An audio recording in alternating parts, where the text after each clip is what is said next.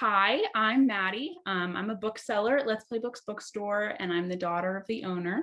Um, welcome back if you've already been to one of our sessions. We're just 2 weeks into our annual Lehigh Valley Book Festival. We kicked off with an amazing event with Gina Lovelace 2 weeks ago now for her new book, Puberty is Gross, but also really awesome, which was a great event. I mean, just listen to the title of the book. So I'm so excited to have all these amazing authors in front of me. I'm totally fangirling about every single one of the books here.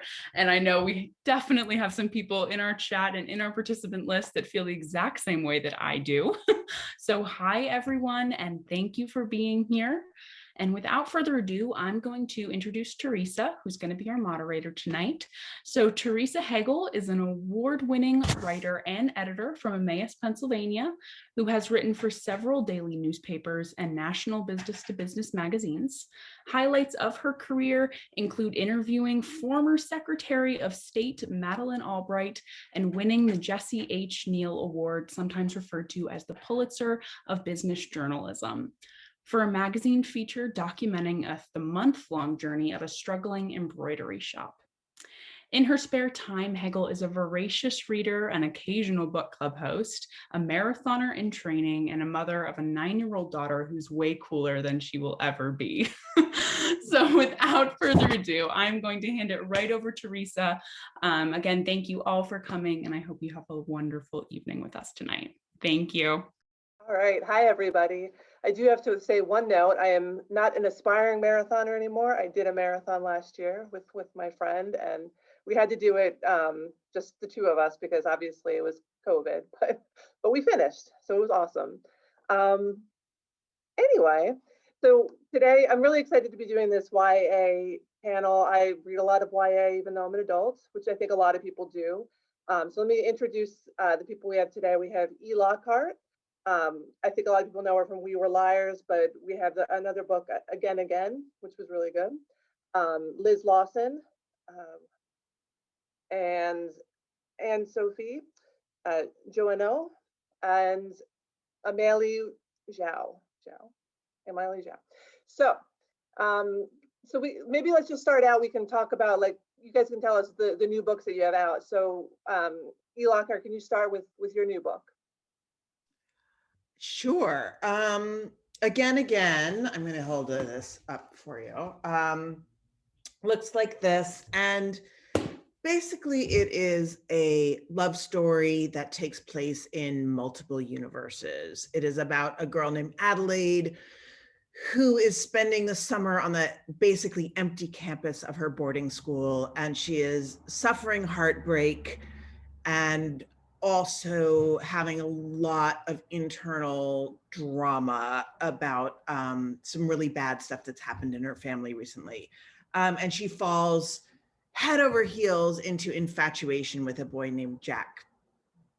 And you see the romance of Adelaide and Jack take place in multiple universes. So you see how it would have turned out if Adelaide had said this instead of that to him, or if she had decided to, pursue him or not pursue him, and the huge kind of butterfly effect that some small choices, such as like taking a phone call or not taking a phone call, might have on a relationship. It's great because it's like those are all the things that are in people's heads when they're in those new relationships. Like, what if I had done this? Or what if I had done that? So this is how it actually would happen. So you get to see all of the different permutations of their relationship over the course of the summer, and it has a plot twist at the end, a romantic plot twist.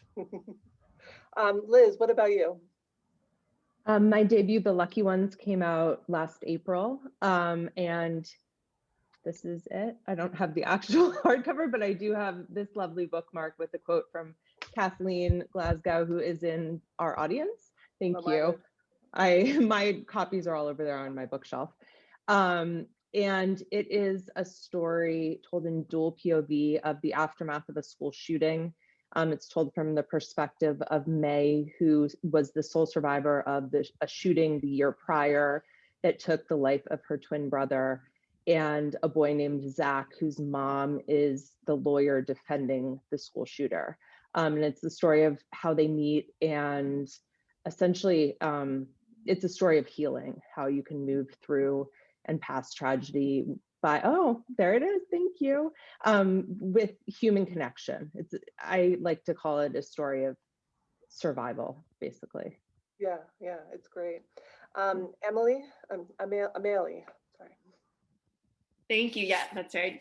So hi, my name is Amelie Wen Zhao. I'm the author of the Blood Air trilogy, so Blood Air and Red Tigress. And this is an epic fantasy series that's Russian and Chinese inspired. And it is about an exiled princess with the powers of blood magic and her bargain with a con man to save her empire from corruption and darkness.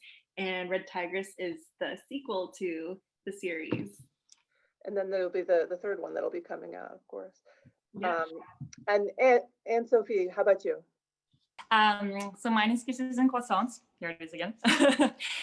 It came out on Tuesday. It's about Mia, an aspiring ballet dancer who moves to Paris for a summer dance intensive program. And there she meets Louis, a very cute French boy, and together they explore the city, and as well as a family mystery that runs in Mia's family, that her great, I never know how many greats, but her great grandmother was painted by Edgar Degas. So she would love to find out if that legend is real and if that painting exists. And Louis is more than happy to take her around the city to try and discover it. So it's very lighthearted, happy romance. That's a romance that's taking place in Paris, but also a romance with Paris. Yeah, definitely. I was going to say it has such a real sense of place. I mean, you read a lot of books, or I've read a lot of books that are in Paris, but it's kind of generic. But I was actually looking up some of the landmarks and the stores, like that ice cream place that's in the book. I was like, ooh, I wonder if that's real. I was like, it is real. It is real. It's all real. But it was very so in Paris. It was so good. Yeah. So I grew up. I'm French, which you can probably tell from my accent. But I grew up just outside Paris, so it's a place that's very dear to me. Awesome. So obviously, young adult fiction is, it's a broad topic. But what attracted each of you to YA in particular? What is it what are the stories that you wanted to tell? Why are these the ones that you wanted to tell for that younger audience? Lockhart, do you want to start? Well, to be honest, I was not at the start of my young adult writing career thinking about the audience so much as I was thinking about what I was good at. I had written a bunch of books, but I had not had really any success with any of them. And I had written something for adults and some for really little kids and some for middle grade readers. It was kind of all over the place. Mm-hmm. And I had written this one adult novel that 4 people read, but all 4 people said, you know what I really liked? I liked the babysitter. The babysitter character was 14 years old and she was in 3 scenes. And everyone loved the babysitter, all 4 people. And so one of those 4 people was somebody who had edited a middle grade novel of mine. And she said, I think you maybe should think about writing for teenagers.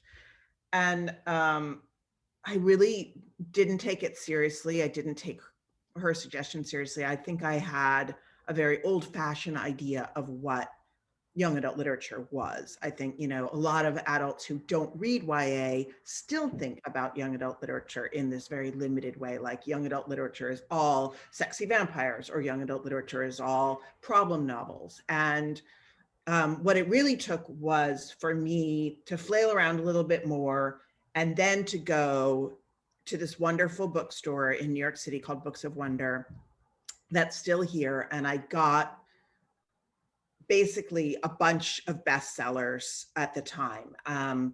I got Rachel Cohn's Gingerbread and Angus Thongs and Full Frontal Snogging by Louise Renison, and a couple of Meg Cabot books, and Sisterhood of the Traveling Pants by Anne Brashares. And I read these books and I was like, these are hilarious and smart, and they have a lot of like social criticism and depth. They have so much personality. They were just such like joyful and emotional reads. I was very like suddenly like turned on to write this kind of thing. And that is how I started. I started sort of trying to write in, you know, get myself into the field with those amazing women who were writing those books. Okay. Amelie, how about you? So, I mean, I grew up in China. We had some limited YA, and I grew up with like, I think it was like Harry Potter. And I remember there were a couple like Artemis Fowl, which is MG, but I just grew up with those books and specifically fantasy. And I think I was not far from being a teen when I started writing these books myself. So there's just something that just resonated with me so much in reading those. And I just think YA it's such a pure perspective, and it's so immediate and compelling. And a lot of adults like who don't read YA might tell you like, oh, they might like belittle it or say it's just for kids, but there's just so much, it's so complex, and adolescents go through so many different nuanced like emotions and identity, like evolutions and such. So I think I've always been drawn to young adult and specifically to fantasy myself. And Liz, I mean, what about you? Obviously yours is such a heavy subject, but it's something that, you know, teens unfortunately have to think about. I mean, we all have to think about it, but. Yeah, I mean, it is very unfortunate. You know, I was drawn to YA because I guess because those 4 years to me feel almost as long as a decade of my adult life. You really do go through so much and experience so much, and you grow up so much. Like you have so many firsts during those years, and it just to me, it just has always felt like a voice that I have inside of me for whatever reason. Maybe I'm still 17 internally, probably.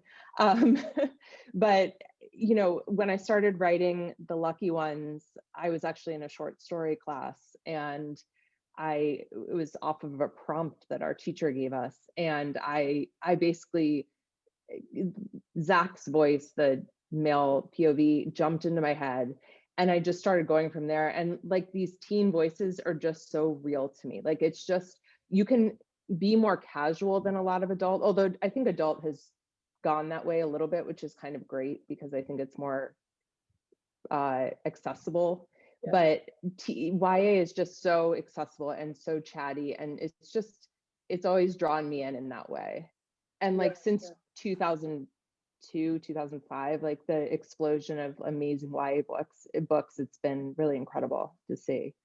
Oh yeah, for sure. I mean, I remember when I was a kid wanting to read YA books, it was like maybe one shelf at the library. Yeah. Now it's everywhere. So yeah, I feel like I love that there's so many more books to read. Yeah, I feel like it was like Sweet Valley High. Exactly, and I did read a lot of Sweet Valley High. Me too. Oh my God, I love that. Yeah. Anne-Sophie, how about you? So I came to it a little bit differently, I think, because I think it was 2009, and I connected with a French editor. So I write in both languages, and well, I didn't at the time, but I do now. It was, the long story is I had a fashion blog, and she was looking for a writer to write a guide to fashion for teenage girls. This was a big publisher in France, and they were focusing mostly on kid lit, but nonfiction. So she asked me if I was interested in writing that guide, which I did, and loved it. And so it was more, originally for me, it was more about writing about fashion, but it was really fun to try and make it accessible to accessible and B, like very body positive and just very uplifting for a teen girl audience. And as soon as I handed in the manuscript, I was like, okay, do you want to do more books? Like what else do you have? And what else do you want to do? And I ended up writing a lot more nonfiction books for girls for my French publisher. And eventually they sort of said, we think we're starting to do fiction now. I was like, okay, me. So so that's sort of how it's, how it started. And I got really into it, and I just really enjoyed just sort of exploring my teenage years again, and like a fantasy version of my teenage years over time. So I think when I started writing in English, it just, for me, it was very natural to write young adults. Yeah. So I think that's, it's interesting to you, like everyone's talking about like kind of reliving their teenage years, but like I'm not aging anyone here or saying my age, but actually I have a birthday coming up next week, so Happy birthday. Happy early birthday. Yes. but once you've been an adult for a while, I think sometimes it can be kind of harder to tap into, those feelings and experiences of adolescence. I mean, it's sort of there under the surface, but like teenage fads and how they talk and dress and everything, it can be very, like, sometimes I'll listen to teens talk and I have no idea what they're saying. You know what I mean? Like it just becomes almost like a different language. But like, how do you guys, make sure your characters are believable and they speak authentically? Because I've read some books that are YA, but like they talk like they're like 40-year-old people with like perfect skincare or something. You know what I mean? Like it just doesn't ring true. So how do you guys keep it fresh, but keep it believable and things like that? So I guess we'll start back with you, Anne, actually. So I think for me, the trick is do not try to be cool. Like, I think if you try, I think the teens can smell that, a mile away. Okay. I really try to just put myself in the shoes of my character and just really think from her perspective. And exactly like you said, I can tell when I read a novel, especially when it's written by someone who's a parent and maybe a parent of teenagers, I can tell when they think about it from the perspective of the parents being like, be safe, don't get, like as a parent, as an adult, you don't get in the car with the drunk guy that you don't know, that you know that 100%. When you're 17, you just want to go to the party, and that doesn't mean that that's the right choice or the good choice, but that is most likely, often the case. So I don't, whenever I dialogue and text messages, I don't try to go too slang. I like a casual style of writing. I mean, that's my style. I write pretty casually, but I don't want to try and be current, because I think it just, for me anyway, would date my writing. I just try to be as authentic as possible and just really try and feel the emotions. Like, I know it sounds corny, but like just writing from the heart of my character as much as I can. And that's basically it. Yeah, like don't try to make fetch happen or anything like that. So Liz, how about you? Yeah, I completely agree. Like, I think that if you try to include too much current slang, you never, first of all, publishing is slow. So by the time your book comes out in 2 years, that those words are probably going to be things that 25-year-olds are using instead of 17-year-olds, if anyone is using. So I think just keeping it simple and from the heart, I think that's a great way to describe it. Teens are so driven by their emotions, at least I was when I was a teenager, that like coming at it from that perspective. And I also can tell when someone who's a grown-up is writing a teen who is including their grown-upness into the teen person, because it's true. You get like this thing where the teen is being really careful, or they're referring to their classmates as like, or recently I read a book where they were referring to a 30-year-old as like a young person. And I was like, when I was 17, I certainly did not think of 30 as young. Now I do, but not then. And so I think just keeping it in a reminder in your head that this person is 17, and like to look up at the grown-ups in that way, but also to kind of look down at the grown-ups. Like when you're a teen, you're both like in awe of adults and also think that they're all ridiculous. So, I think it's just from the heart. That's the biggest thing. Yeah. So Amelie, I mean, obviously with fantasy, it's a little bit different because you're not I was trying to gonna say. do trends, but I mean, you still want it to sound like real and authentic. So how do you keep kind of the voices sound like, you know, an authentic princess, but Yeah. still someone that they can relate to? Yeah, I was gonna say, like, I have the opposite where I try to make them sound not like today's teens. Yeah. Like, I remember I used the word, like, the dungeon was dark and dank, and my little sister read it and she was like, dank? Like, I'm gonna laugh at that. I can't. And I was like, oh my God. But I think that I think YA has a universal theme of just teens trying to find their place in the world, and trying to find their identities and figure out, you know, how they can make a difference in the world. And I think that I just try to keep this perspective when I'm writing them, and just remembering, like, how did I feel about this when I was like 17, 18, or 19, and throughout college. And I think that's just a universal kind of feeling that, you know, you just don't forget when you're growing up, or when you become an adult, etc. Yeah. Okay. How about you, Lockhart? Well, I would add that, like, something that in Amelie's book I really noticed that made me feel like it was teenagery and, you know, fundamentally YA, is that how driven by people's bodies, they're driven by their things that are going on in their bodies. Like, she has this power to, like, you know, basically like make people's blood pulse and do all kinds of sometimes very violent things, but it's a little sexy also, right? That you can command people's blood and make it heat up and things like that. And I think that, to me, that was like, yes, that's how it feels when you are suddenly a woman instead of a child, and that it's very powerful and confusing and upsetting, and you don't know what to do with this power. And I think that, like, it doesn't matter how they talk. I mean, it does matter how they talk, but that, you know, I mean, that's true in Anne-Sophie's book too, right? It's all about having a body and being, you know, they're ballet dancers and they're like working really hard and their muscles hurt. And then they're like finding cute boys and running around in Paris and eating French things. And it's like they're completely driven by their bodies. And Liz, not as much, but it's still there in your book, right? That the hormonal surges and how that leads to, you know, really intense emotions and acting out. And I think that's one of the things that's so interesting about YA as a genre. There's lots of things, but somebody just posted, adolescence is so visceral. Thank you for giving me the words that I needed.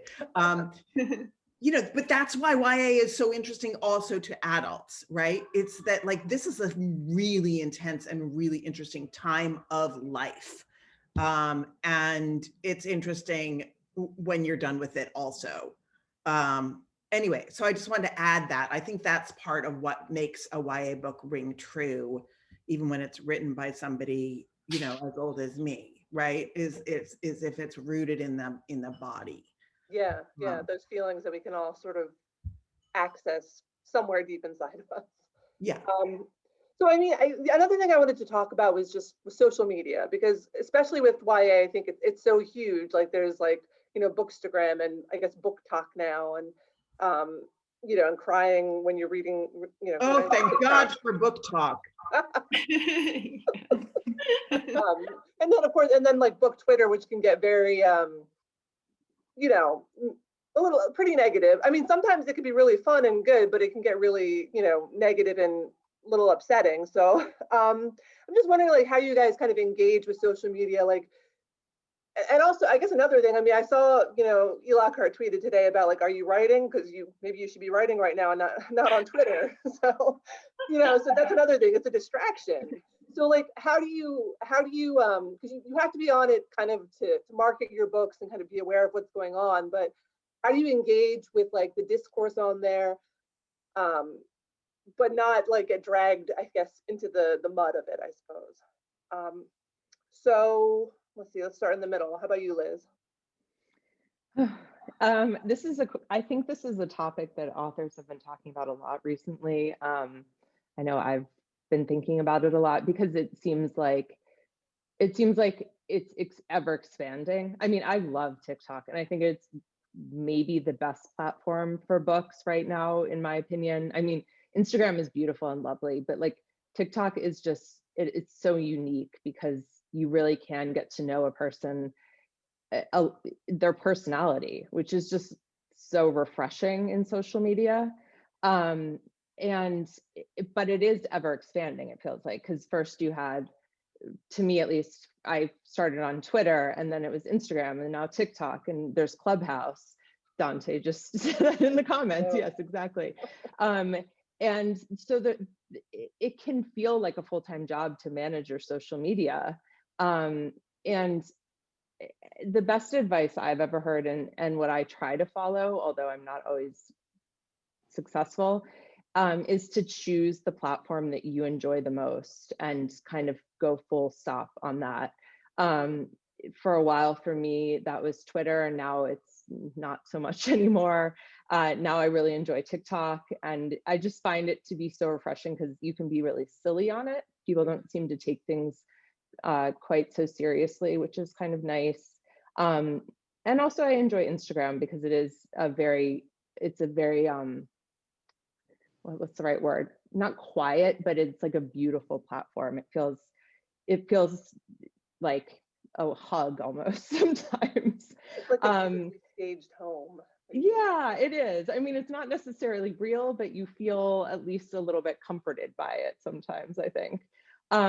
So, you know, I feel like it can be hard, but you do have to like make sure you balance your time. I'm not very good at it because I can be very obsessive, but try to balance your time at least and say, you know, I'm going to take X amount of time out of my day to do these social media things that I am doing for my career, and also have time to write, which is the actual, you know, big thing.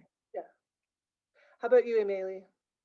Yeah, absolutely what Liz said. Like, I've also heard a lot of authors talking about this, and there just seems to be an ever expanding universe of new social media apps that authors are like, you know, we feel obligated to keep up with. And I think for me, I just honestly choose the two platforms, as Liz said, that I enjoy most and that I'm best at. And for me, that happens to be Instagram You're so and good at TikTok. You're so good at TikTok. Oh my God. I have a mean brain, and it's just been unleashed on TikTok. And I'm just glad I have a place to put all that now. And people seem to like it. But yeah, I'm just better at just those two platforms. And I think that for managing time, it can definitely suck a lot of time away from your day. But what I do with content specifically is that I will try to bank a lot of content on my weekends when I'm not writing. So for example, Saturday, I'll say, okay, Saturday afternoon from 1 to 4 p.m., I'm filming TikToks and taking Instagram photos. And I'll like post them or schedule them during the week, and interact with readers, maybe like spend 2 hours a day trying to do that during my meal times or something. And yeah, it's definitely a tough balance. And it just feels like with the evolution of the digital world and the online world and social media, like authors have to be or feel obligated to be present. And I know that's an evolving conversation, but that's kind of my take on it. How about you, Lockhart? I don't think I'm ever going to be good at TikTok, but I'm glad it's out there, and I've been really amazed at like what book talkers are doing, all of their like incredible creativity and vulnerability. I mean, I don't have that much to add. That's fresh. I figure that it is not my job to argue with strangers or put hostility out into the world on social media. I can keep There's my plenty of people hostility that do to that myself, already. or put it into my books in a productive and creative way. So I basically try to stay positive. I try to like recommend media that I like by a broad range of creators, and you know, lift up all kinds of voices, famous ones, less famous ones, TV shows, movies, books, magazine articles, whatever that I'm consuming. I figure, that's a little bit of a mitzvah. I try to, respond when people write to me. I don't really make myself available for fan mail because it's too much for me to answer, but I answer people on Twitter and on Instagram, and I love getting to do that. But yeah, I try to keep it like a small part of my day because I got to write a book.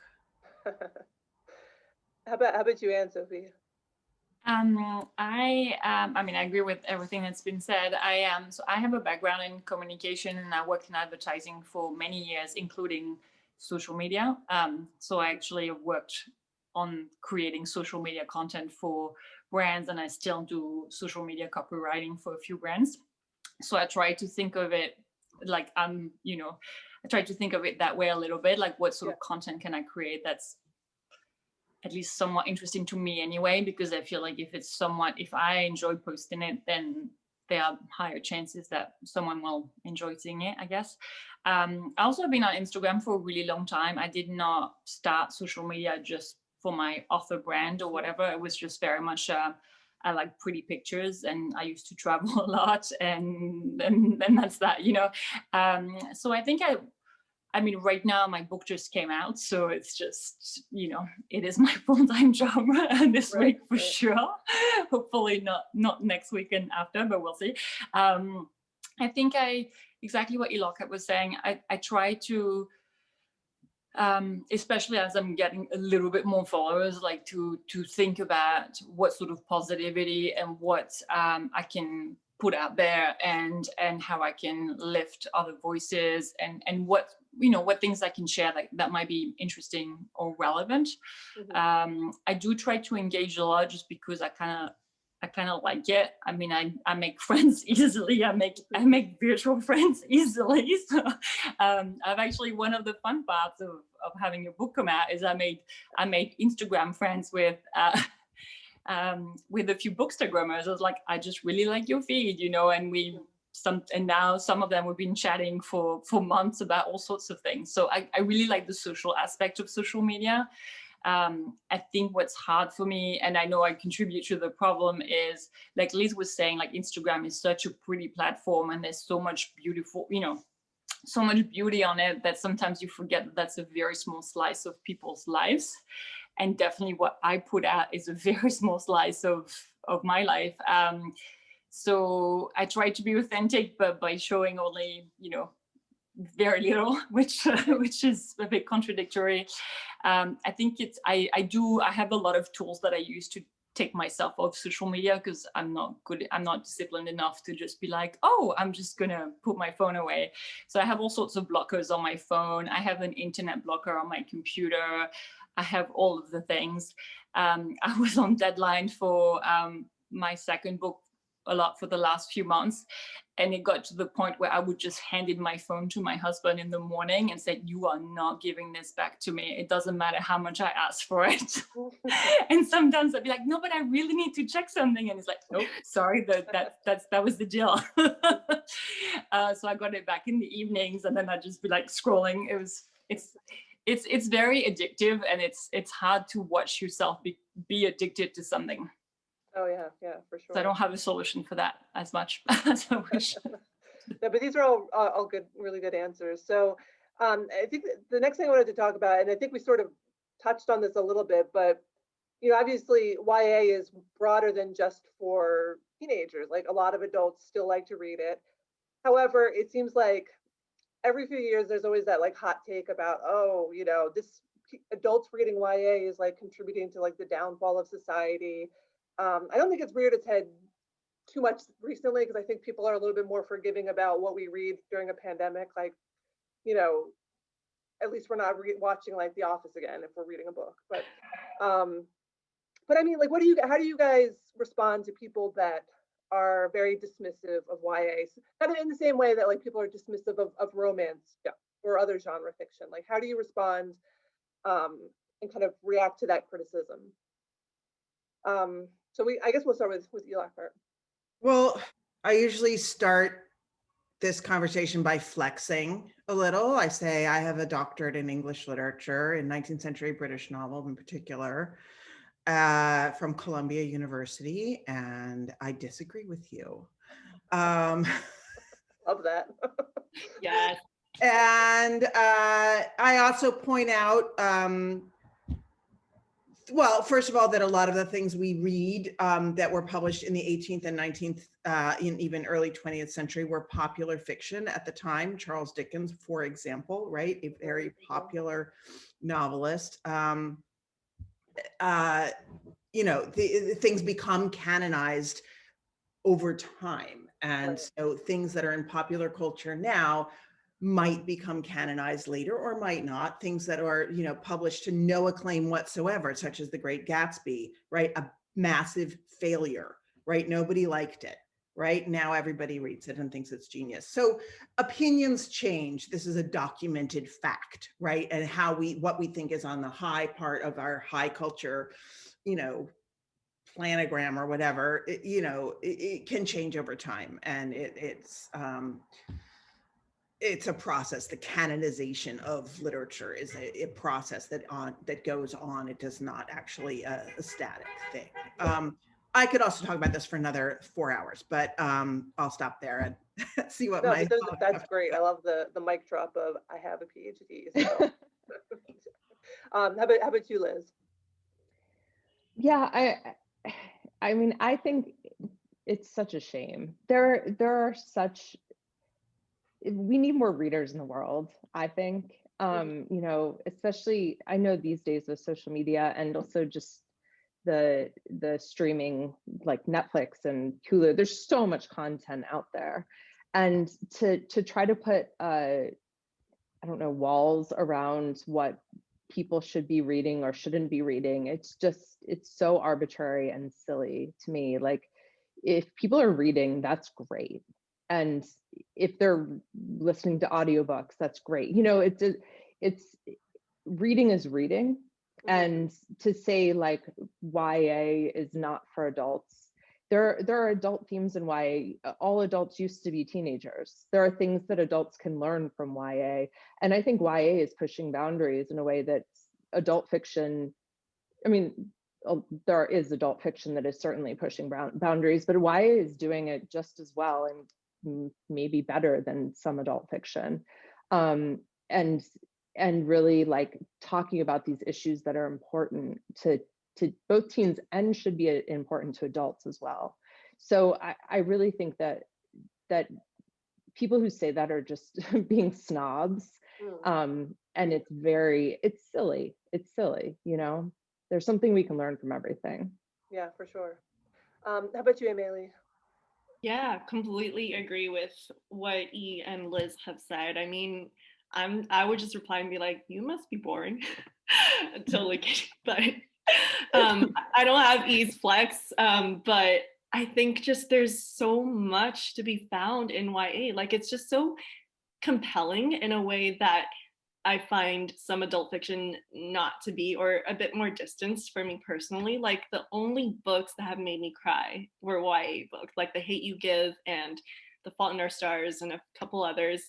And there's just so much empathy to be found, and so many themes that are, you know, shaping, you know, teens are like, when I was a teen, I was like discovering the world and like trying to understand like the broader context of, you know, how social, political, and socioeconomic and historical issues all interconnect. And I think YA books are doing that so well.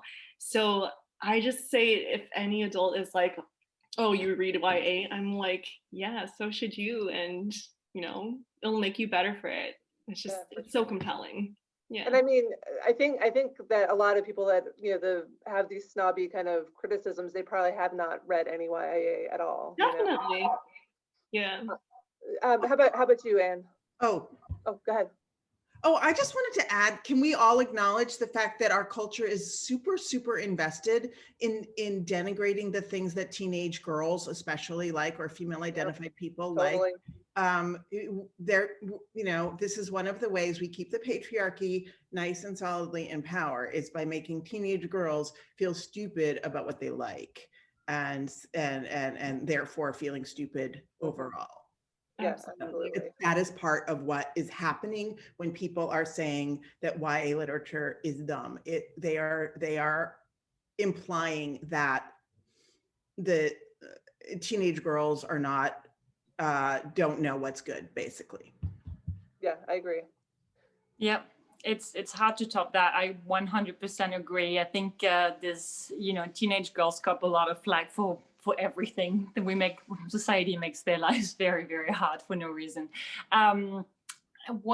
So for me, it's more, there's sort of two conversations here. You have people who will say, like the wider conversation about, oh, young adult, it's quite commercial, or why would anyone, why would any adult read that? My answer to that is read what you like, don't read what you don't like. Like, life's too short to debate like what you should enjoy and not enjoy. I feel the same way about like, I don't watch reality TV, it's not my thing. But I have a lot of friends who are really deep into The Bachelor, and I would never make fun of that in any way. Just because it's not for me doesn't mean it's not amazing, for very enjoyable to a lot of people. And I don't have judgment, but I just don't have judgment values on. It's all for enjoyment. You know what I mean? It's all for entertainment in my view. And I don't mean that. I mean that in a positive way, right? I just think, like, read what you want to read, don't read what you don't want to read, conversation over from that perspective. When people come to me, and it happens a lot from even really close friends who go, oh, you write young adult, well, maybe one day you could write a book for adults. Like, you graduate into the adult books, you have to like work your way up. Exactly. And so I definitely do not have a doctorate or PhD or any kind of really high education, but I have published close to 20 books for young adults. So I do flex that muscle a little bit, where I go, I'm doing all right. I'm doing what I love, and people keep publishing my stuff. And now I'm published in 2 languages. I'm good. Everything's fine. It's just a little bit condescending sometimes, especially like my book is romance, and people will endlessly talk about how cute it is and how quickly they read it. And I always think, like, it's not a speed contest. Like, if you know what I mean? Like, what are you trying to say? Like, it's still 320 pages. I'm not sure what you're trying to say. And no one means anything badly by this, but I think sometimes when you've heard it like 5 times in a day, you're like, okay, it's cute. I get it. Yeah, for sure. So I think something we've sort of talked about too is just how YA encompasses such this broad range of genres, tones, and styles. And I mean, obviously we see that in just the types of books, that are represented in this panel today.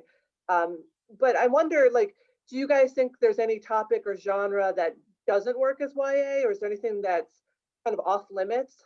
And I'm going to start with Liz, because obviously, your topic is such a serious one, so clearly that's not off limits, and I don't think it should be, but I'm just wondering if you guys think there's things that don't work in the genre.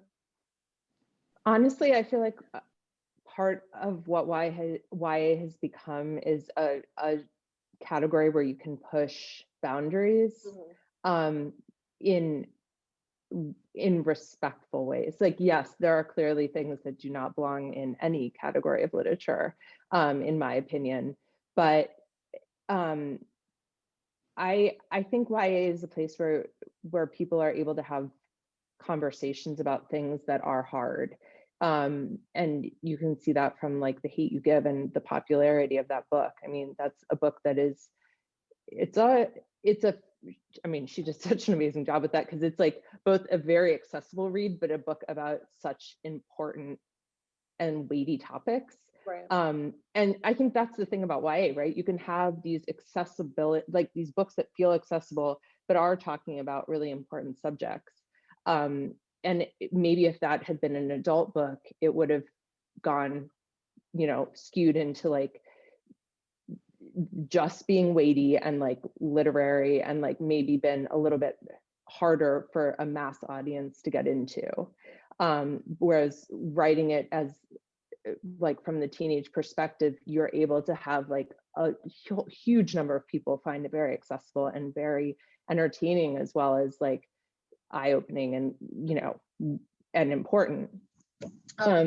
So I don't really think that there's anything other than the, you know, obviously the obvious, like you don't want to have a book that's, I mean, there's like a slew of things that everyone can think of that you would not want in a book. But like in terms of heavy subjects that teens grapple with, I think that like those are things that should and are in YA. Right, right. How about you, E? I completely agree with Liz. I think one of the considerations that YA writers have is not, you know, can I tackle this topic? It's, well, I must remember that some of my readers will be hearing about this for the first time ever. Right, right. Right. That makes sense. That doesn't mean you can't cover everything, right? And there are, but you're just covering it with an awareness that, you know, for, you know, like sex or violence, or, you know, it's not as jaded in the same way. And it's sensitive to the situation of your younger readers, right? You might not write a super tittillating sex scene like grown-ups would possibly very much enjoy, right? Because you're not out to write super titillating sex. You're thinking about people hearing about sexual experiences with not a lot of knowledge. Right? That doesn't mean you don't cover it. It just means you're aware in that way. And so the YA writer is taking care of their readers in a slightly different way than an adult writer might be. Okay. Yeah, I mean, it's kind of, you, like you said, that this might be the first time they're encountering some of these things. So you kind of have that responsibility to make sure they're going to be hearing about it, I guess, in a way that is accessible to them and, you know, doesn't, I don't know, scar them for life or something. How about you, Amelie? Yeah, absolutely agree with what Liz and E said. Like when YA is absolutely pushing boundaries, and I think there's an ever expanding slew of new and sometimes heavy hitting topics that should be explored and that teens are ready to be made aware of. Like when I was a teen, I was learning about all these issues. And with Blutter personally, I had read a lot of American YA, and I was like, okay, like there's not something that coming from China, there's a big human trafficking and indentured labor issue. And I was like, I don't think I've seen this explored in YA fantasy before. So I think I'm going to write this.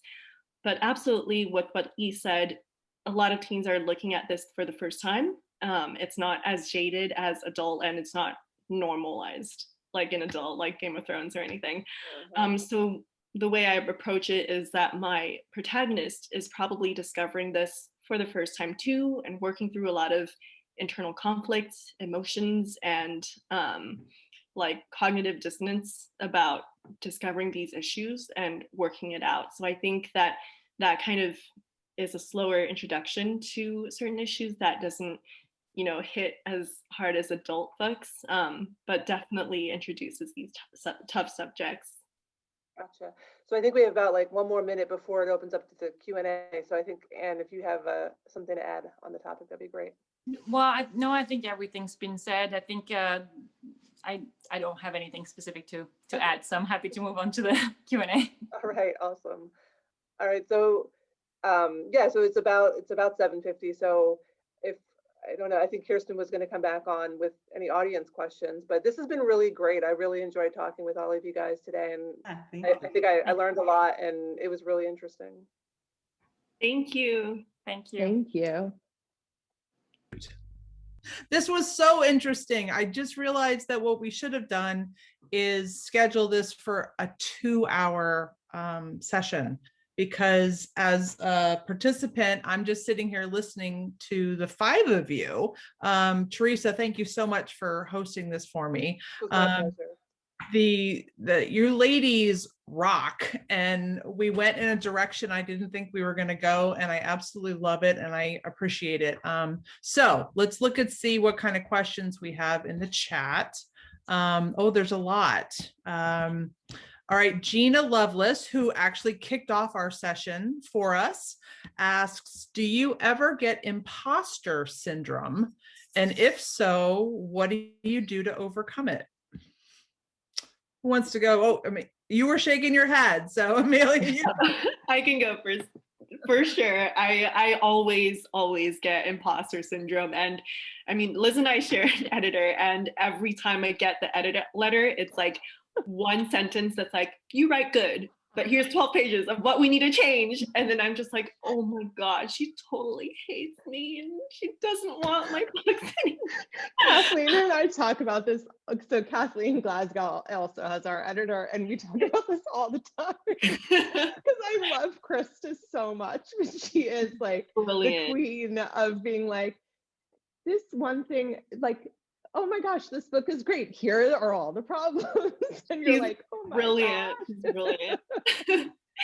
But yeah, for sure, a lot of imposter syndrome. And I'm writing my 4th book right now, and still I'm just like, I must have faked my way in. And I think there's just really no way to kind of get out of this mindset, at least for me, until I just have to push forward and keep putting out works. And a lot of the times it's my lovely readers and CPs who like tell me like, oh, like I loved this aspect, or like teachers and educators who are like, I so resonated with this in your books. And those are moments where it's like, okay, like I actually did something. And then it's like a constant cycle for me.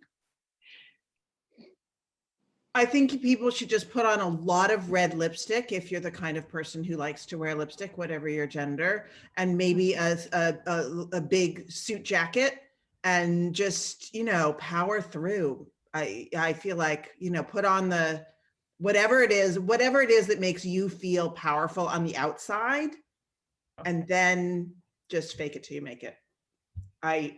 I used to feel imposter syndrome, but I'm over it. I'm just over wasting my time feeling like poop, right? I don't need it. Liz, do you have anything? Or I mean, I agree. I agree on both counts. Like I know that I actually like appreciate in a way that our editor is like the person who will give you like a 2-sentence paragraph of like compliments and then just like lay into you, because my brain works in a way that would be like, she's only complimenting me. Did she even read it? Oh my God, like this must be horrible, which is like so backwards, but it doesn't make any sense. But I think that the thing that helps me the most with an imposter syndrome is to really just like fall in love with my characters. I know that sounds kind of maybe like a little, I don't know, cheesy or something, but as long as I'm writing something where I truly like love the characters I'm writing, it really helps block out the rest of the noise, which is really what it is, right? Like, because imposter syndrome comes when you're trying to get validation from other people, in my opinion, and like that is you're never going to be validated by other people, like really, because there's always the next level that you're trying to get to. So I think that for me, it's just like kind of putting the blinders on that it helps. For me, I think I relate to all of the answers. I think I get imposter syndrome more like tonight, not so much as like with my writing. It's just me and it doesn't really matter. But I think when I read the list of other authors who were on this panel, I thought, I don't know how I snagged an invite to this. And I kept waiting for someone to be like, sorry, we meant somebody else. Never mind. It wasn't you. So I think more like this with my writing, I just write and then rewrite. I feel like it's just how it is. Like you just write badly and then you write a little better. And yes, there are definitely moments where I feel like this is so bad that it will never get to a good place. but somehow eventually it does. I mean, and sometimes it doesn't, you know. I'm sure we all have drawer novels and all sorts of things that have never seen the light of day, and that's just part of the game, I think. Yeah. Last week we hosted a middle grade session, and Dan Gutman, who has 150 some middle grade novels, held up a 3-ring binder of all of his rejections. And he had like 600 of them. It was crazy. And it was just, but it was delightful that he shared that with us as well, because there's so much, particularly budding authors that get rejected and get really, you know, don't feel good about themselves. And I am so glad that you were able to come with us tonight. And you have 20 some books that, you know, oh wait, Liz, we have Bernie coming our way. For those of you that don't know, my daughter's highly allergic, so I'm gonna grab this is Bernie, and he is always here. Sorry. So the next question we have is from Kathleen, and I love this because you can see everybody's book covers here. Can you see that? And the question is, I always love hearing about the book cover process. Did you all have several versions before your final? Did you have any input? Why are you laughing so much? It's really funny. I'll go first again, but this is my debut, so I had no idea how anything worked, and they had shown me a cover, like a cover comp, and Krista, my editor, was like, "Oh, I'm so glad you love it. We're just gonna put some final touches and we'll send it to you in a week or so." And a month later, I got an email and they're like, "Here's the final cover." It was a different artist, different designer. The previous one was red. This one was blue, and they had just totally changed the art. And I was just like, this is not the finishing touches. This is another piece of art. But yeah, that's big. But I think that happens. I trust the marketing team, and I think Delacorte has some gorgeous, gorgeous covers, as evidenced by your shelves. And yeah, I thought it was a fun process, and I'm just still amazed that there's cover art for people. Lockhart, what about you?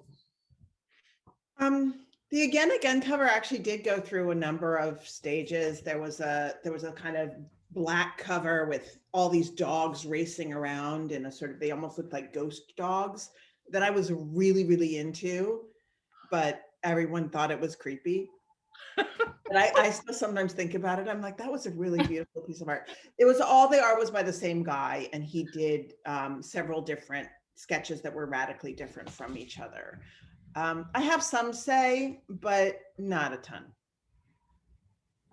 For the Lucky Ones, they had originally, it wasn't, I mean, to me, in my memory, it wasn't that different, but now when I look back on the comp they gave, the first comp they gave me, I was like, oh, it was quite different, actually. Like there was two people still, but they were smaller, and the guy in the background was like really sad looking. And my agent and I were both like, that doesn't feel quite right.